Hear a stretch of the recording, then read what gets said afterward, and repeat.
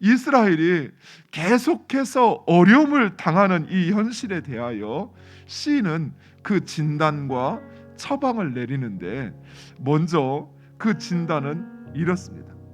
첫 번째, 이스라엘이 이처럼 쉴 새 없이 공격을 당하는 이유는 바로 하나님께서 침묵하시기 때문이다 라고 이야기합니다. 시인이 하나님에게 침묵하지 마소서라고 말하는 이유는 긍정과 부정의 의미를 가지고 있습니다. 먼저 긍정적인 의미는 전쟁은 여호와께 속하였다라는 의미입니다.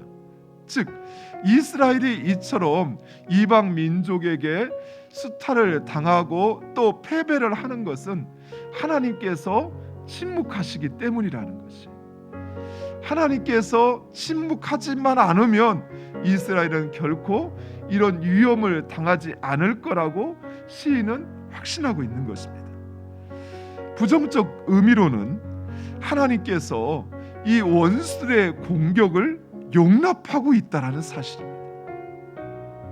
그러나 하나님께서 이스라엘의 적들의 공격을 용납하는 때, 이스라엘의 역사 가운데서 하나님께서 이스라엘 주변에 있는 그 나라들로 하여금 이스라엘을 공격하는 것을 하나님께서 용인하셨던 때, 그때는 적들이 강하거나 또는 이스라엘이 약하여서가 아니라 바로 이스라엘이 하나님을 버리고 그리고 그 하나님의 언약을 지키지 않을 때라는 것입니다.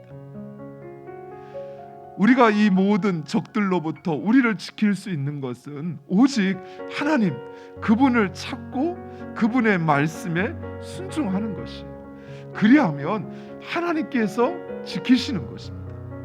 하나님께서 우리를 그 어떤 나라도 넘볼 수 없는 가장 강하고 힘 있는 나라로 하나님 세우시는 거예요.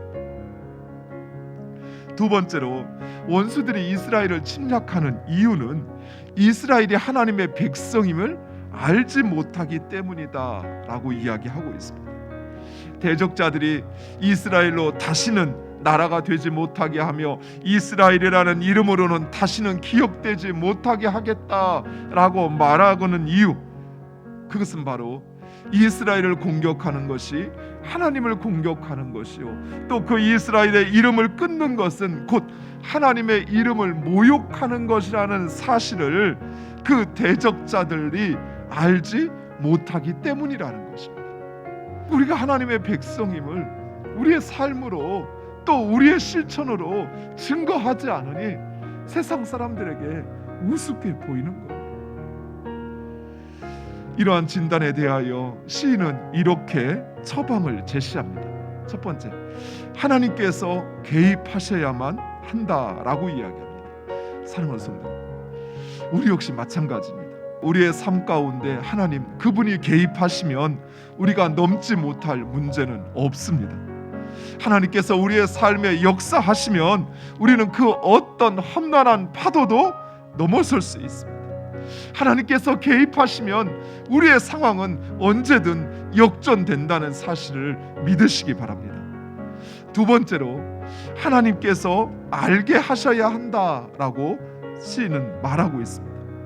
이스라엘의 원수들이 이스라엘을 침략할 수 있었던 것, 그것은 이스라엘의 하나님, 그분이 이 땅의 지존자이심을 알지 못했습니다. 그리고 이스라엘이 바로 그 지존자이신 하나님의 백성이라는 사실을 그들이 알지 못했기 때문입니다. 그 하나님, 우리가 말로만, 머리로만, 마음으로만 아는 것이 아니라 진정 그 하나님이 이 땅에 유일하신 신이시라는 사실을, 구원자라는 사실을 여러분의 삶으로 증거하셔요. 할 수만 있으면 입으로 증거하셔요. 그것이 바로 감사입니다. 하나님이 유일하신 나의 삶의 문제의 해결자이심을 고백하는 것이 감사예요.